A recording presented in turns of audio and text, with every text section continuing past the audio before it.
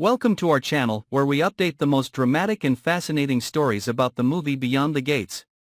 Here, we not only bring hot news but also deeply explore each detail. Each shocking development, helping you better understand the mysteries and challenges that the characters face. Join us so you don't miss any moment of this emotional journey. No one expected that the seemingly calmest days in town would be the beginning of a big storm. Vernon, a man famous for his calm, standard, and dignified appearance, turns out to be hiding a secret that can tear apart everything he has built over the years. The truth about the relationship between Vernon and Sharon, which had been buried under the dust of time, was suddenly brought back to life, not by the people involved, but by the woman Vernon never thought he would find out, Anita. In a seemingly ordinary moment, Anita accidentally read an old letter hidden in Vernon's drawer. The scribbled but emotional lines from Sharon made Anita's blood freeze. "I did the right thing by leaving. But every time I see that child's eyes, I see you." Just that one sentence was enough to make Anita's whole world collapse. She didn't need any further explanation. Every piece of memory, every vague moment that she had previously doubted, suddenly became painfully clear. Anita, who was a strong, sharp woman with absolute control over her emotions, was now thrown into a vortex of anger, betrayal, and confusion. Not only did she discover that Vernon had betrayed her in the past, but that woman, Sharon, was still present in their lives. Unperturbed, as if nothing had happened. But what drove Anita crazy was not just the old affair. It was the existence of a child. The fact that Sharon had given birth to a child for Vernon without anyone knowing, that was the final blow to any trust Anita had ever had in her husband. No one, including Vernon, could have expected Anita to react in such a crazy way. On a gloomy evening, when it had just begun to rain, Anita walked into the coffee shop where Sharon often went, with a wild look in her eyes, her hands shaking as if she were carrying the whirlwinds that were raging inside her. Sharon, as usual, sat by the window, sipping her coffee and turning the pages of a book. She had no idea that the storm was getting closer by the second. As Anita approached the table, the tension in the air seemed to thicken. Without warning, Anita threw the coffee cup, grabbed Sharon's hair and yanked it hard, then slapped her so hard that everyone around her was stunned. Sharon had no time to fight back. She was stunned when she saw the look in the woman's eyes before her, no longer pure jealousy, but the madness of a soul pushed to its limit. The fight caused everyone to panic. People had to pull Anita away from Sharon when she tried to continue fighting, her mouth constantly screaming, "Where did you hide Vernon's child? Do you think you can hide it forever?" That question was like a bomb exploding in the crowd. No one understood what was going on. But for Sharon, the look in her eyes at that moment was not panic, but despair. The truth she had hidden for 2 decades had no way back. After the incident, Anita was taken into custody for public violence, but she was completely mentally unstable. A psychiatrist was called in to examine her, and after the first diagnosis, Anita was found to have signs of severe emotional disturbance. Vernon was not allowed to see her, which made him feel extremely guilty. But deep down, he knew that it wasn't just Anita he needed to face, it was the child he never knew existed. Sharon, shocked, decided to withdraw from town in silence. But before she left a letter for Vernon, confessing the whole truth. The child was a girl. Her name was Elena. She now lived in a small town a few hours' drive away. Sharon had taken her away right after she was born, without any explanation, without a photo, without any chance for Vernon to know that she existed. Vernon sat silently for hours with the letter in his hand. Each word was like a knife stabbing into his heart. He had lived his life without knowing that out there, a part of him was growing up alone. But now, the most important question was not why Sharon had kept it from him, but what would he do now? Meanwhile, Anita, after a period of treatment, gradually regained her sanity, but the pain in her heart had not yet subsided. Her trust in Vernon had completely collapsed. She could not forgive. Nor could she forget. Love had been replaced by obsession and bitterness. And with her strong, fearful personality, Anita could not easily accept the fact that there was another child existing outside her arms, carrying the blood of the man she once thought was everything. At the same time, the story of Vernon's lost child began to spread. Everyone was curious whether Vernon would find Elena, and how she would react when she learned the truth. Would Sharon return? Or would Vernon be forced to search for her child alone in the dark? And Anita, would she let go of the past or continue to slide deeper into hatred, becoming a new threat to both Vernon and Sharon? After Sharon left town, Vernon seemed to lose his way. The once cozy house now felt empty, cold, and filled with unanswered questions. He spent many days reading and rereading the letter Sharon left behind.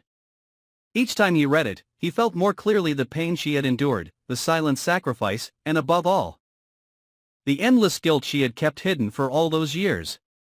He didn't blame Sharon. He blamed himself. If he hadn't let society, family, and prejudice prevent their relationship, maybe things would have been different now.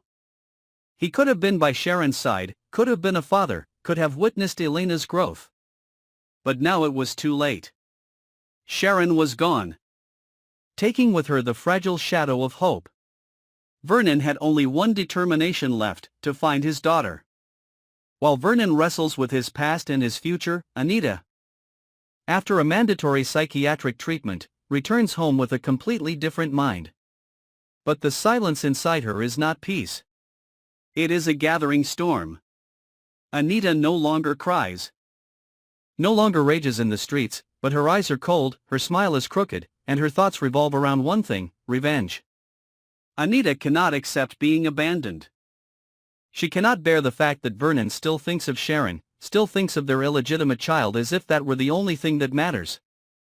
In Anita's twisted and damaged mind, everything that happened was a blatant betrayal, a rejection. She vows not to let Sharon have a peaceful life, and most of all, not to let Vernon find Elena. Meanwhile, Vernon quietly leaves town, driving to the remote area that Sharon mentioned in her letter. He went to small schools, old residential areas, asked each person, silently faced each cold shake of the head. He did not tell anyone about the reason for his departure. Not even Anita.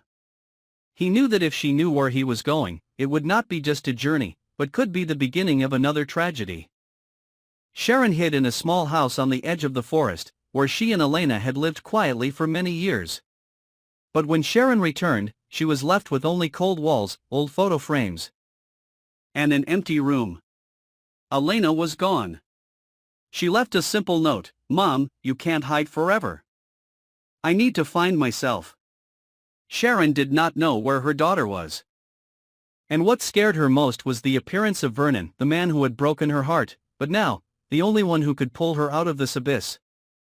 When Vernon finally found where Sharon had lived, he was stunned to learn that Elena had left. But Sharon was there. The two met again, not in tears, nor in anger. They just looked at each other for a long time, as if trying to understand the person they once loved. Vernon did not blame, only asked, "Why didn't you tell me?" Sharon did not answer. But in her eyes, there was a sea of regret. Sharon told Vernon about Elena, about a smart, strong girl, but always had an unnamed complex. Elena had asked about her father, but Sharon always avoided. She was afraid that the girl would resent her. Now she understood, it was that concealment that pushed Elena away. Vernon, though in pain, did not condemn. He just wanted to find his daughter, to make up for all the mistakes, both his and Sharon's. While the two tried to reconcile and plan to find Elena, back home, Anita was planning a crazy plan. She hired a private investigator to follow Vernon. When she learned that he had found Sharon and was searching for her daughter, Anita's blood boiled. She couldn't let them be happy. She couldn't let the child come and replace everything. Anita began to plot. She approached Elena before Vernon and Sharon arrived. She used a fake name, pretended to be an acquaintance of Sharon, approached Elena, and dragged Elena into a spiral of suspicion. She told twisted stories about Sharon, that she had abandoned Vernon, that she had lied to everyone, and that she was the reason Vernon had lost everything. To Elena's broken mind, those words were like poison. When Vernon and Sharon finally found out where Elena was, they were already one step too late. Elena was no longer the vulnerable girl she once was. She had been led by Anita, planted with a series of false truths, and now stood before her biological parents with cold eyes. Sharon cried. Vernon tried to explain. But Elena only said, "I don't need anyone. I grew up without a father. I don't need anyone now." As the truth about Anita's role gradually comes to light, Sharon and Vernon are faced with a life or death decision: expose Anita and hold her accountable, or keep quiet to protect Elena's fragile peace. Vernon chooses the truth. Sharon is not sure. But it is Elena who, by chance, hears the phone call between Anita and the detective. She breaks down. The final confrontation takes place at night, between the three women and Vernon. No more pretense. No more cover. Anita cries, screams, says she just wants to keep what is hers. Sharon quietly admits all her mistakes. Vernon can only hug his daughter as she walks toward him, for the first time, not in anger, but in tears. Thank you for taking the time to follow today's article. To stay updated with the latest developments and explore more about Beyond the Gates and many other interesting stories, don't forget to subscribe to the channel and turn on notifications. Any questions and comments from you are also very welcome so that we can build a vibrant and enthusiastic film community together.